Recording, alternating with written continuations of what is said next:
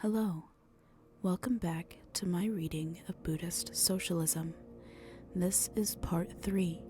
If you are new to this channel, I highly recommend that you go back and listen to the previous 2 videos on this subject. Now I will be continuing where we left off. People are destroying the Earth's raw materials, the natural resources that belong to nature, to God, to whatever one may call it. The Earth's resources are being dug up in unnecessarily large quantities, only to be used carelessly and wastefully. Not only are they often not put to any constructive use, but they are turned into instruments of harm. Minerals are taken from the earth and made into weapons for fighting and killing. How could that possibly lead to any good purpose? Eventually, those resources will become depleted and for wasteful, utterly useless ends. It is said that the world's oil will be gone in just 50 years if we continue to use it in such wasteful ways as we do now. If we were to use the Earth's resources according to the laws of nature and within its limits, we would not need to use as much as we do now. There would be plenty for everyone, for years to come, or even indefinitely. Nowadays, however, we are squandering the Earth's minerals so destructively that before long they will be gone. Acting in such a way is contrary to the Dhamma, to religion, to God. If we were to use them as we should, according to the laws of nature, there would always be an abundant supply. A story about Jesus comes to mind.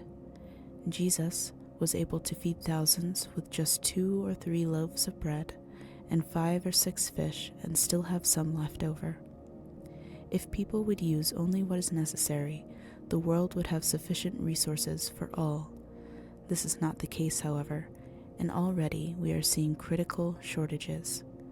If we were to eat and use only what we actually need, our material needs would be adequately met, and we would also reap the spiritual benefits of living according to the way of nature. We would feel calm and fulfilled. We would not be under the power of unbridled desires. In modern society, however, people are ruled by desires that know no limit. If we were all to live together according to nature's plan, we would see that nature's way is one of peace.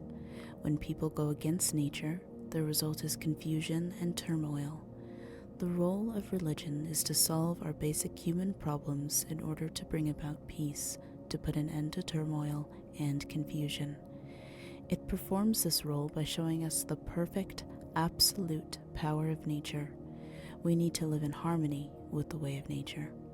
When we do not, we are not fully human, and that we cannot experience peace and fulfillment in a way that only humans can.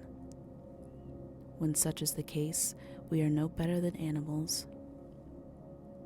Animals at least live according to the way of nature, and so they experience relatively little suffering. Humans have used their advanced intelligence to take advantage of one another, going against the way of Dhamma and the way of God. Actually, we should experience fulfillment on a higher level than animals, but we make our condition a kind of living hell, a suffering even worse than animals when we go against the way of nature. Animals, on the other hand, do not experience this particularly human kind of dissatisfaction or pain. These days, we are lacking those special qualities of mind and spirit that make us human. We are only creatures with human forms. If we consider the human race in the best possible light, we would say that we are God's children, as it is written in the Bible. The reason humans are given the special position of being God's children and not to the offspring of Mara or Satan or something similarly undesirable is because the word human implies a mind and spirit of a high level, higher than the rest of the animal kingdom. When the mind is truly on a higher level, it is above all problems, above all kinds of anxiety and suffering. We are so far off the path now, though, that we can hardly be called human in the fullest sense of the word. Indeed, we cannot even be called the offspring of humans, let alone the offspring of God. We have strayed so far off the path that we are only creatures with human forms. We are no better than animals. We only have the feelings and desires of animals, eating, sleeping, procreating, and so we are basically on the same level with them. We are not living according to our human potential, according to the way of the Dhamma. In order to do so, we must go backwards and get onto the right track. Every religion claims that degradation and death constitute suffering. Today, however, we are in a state worse than death and the most excessive degradation because humankind is under the domination of kilesa. Physical death cannot equal the cruelty of suffering brought about by the power of the most overwhelming kilesa. Solving social problems really means going to their basic cause, kilesa. It is almost laughable simply to speak of solving the problems of hunger, illiteracy, and illness, because these are not the real problems at all. They are only symptoms. The fundamental problem is a lack of religion and moral principles in modern society.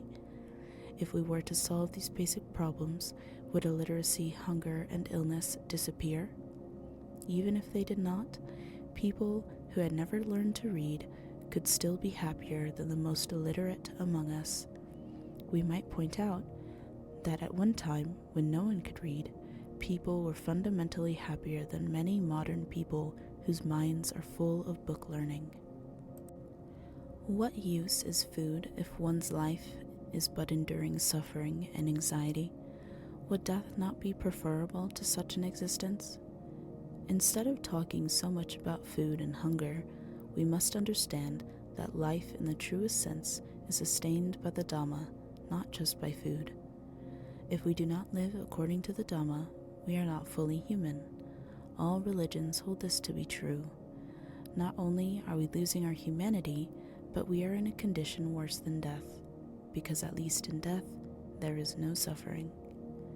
Because people have deserted religion and the way of the Dhamma, numerous problems arise, making social work necessary. If people would just hold firm to the way of the Dhamma and to religion, none of the social problems we have been talking about would exist. Modern society lacks compassion because people have become selfish and are attached to the idea of a self and what it belongs to. They are ignoring God's wish that we love one another, that is, that we consider the good of society before we think of our personal gain.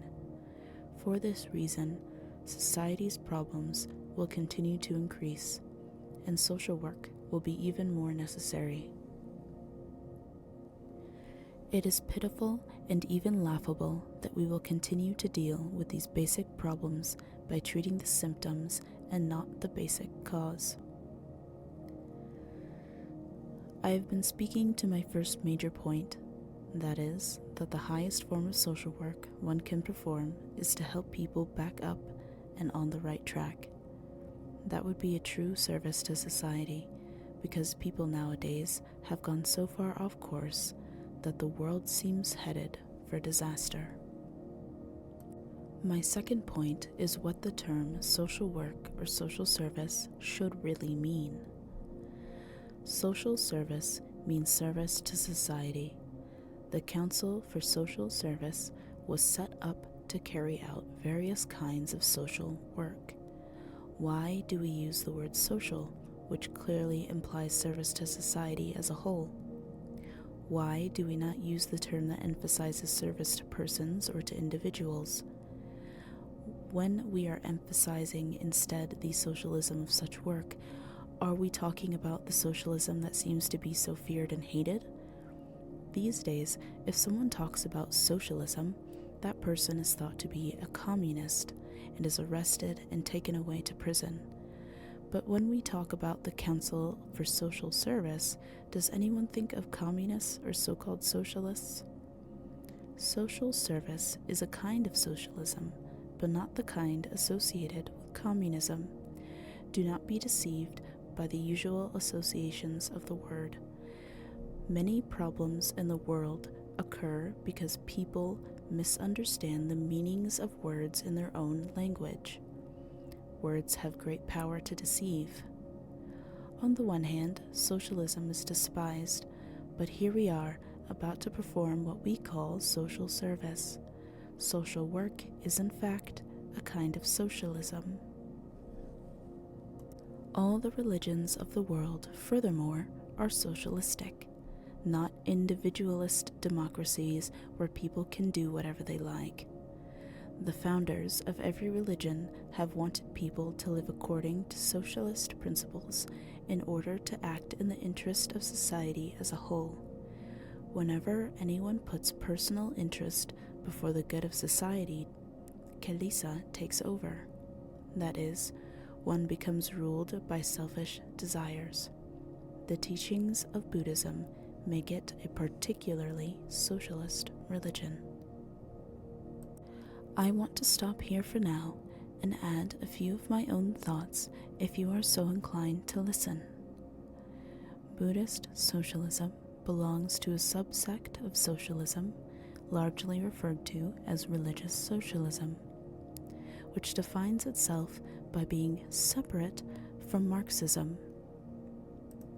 Because of this, in this reading, you will hear little to no mention or reference to dialectical materialism or the struggles of the working class. As you can already tell, this book largely focuses on religious and moral values in order to justify social work and social collectivism.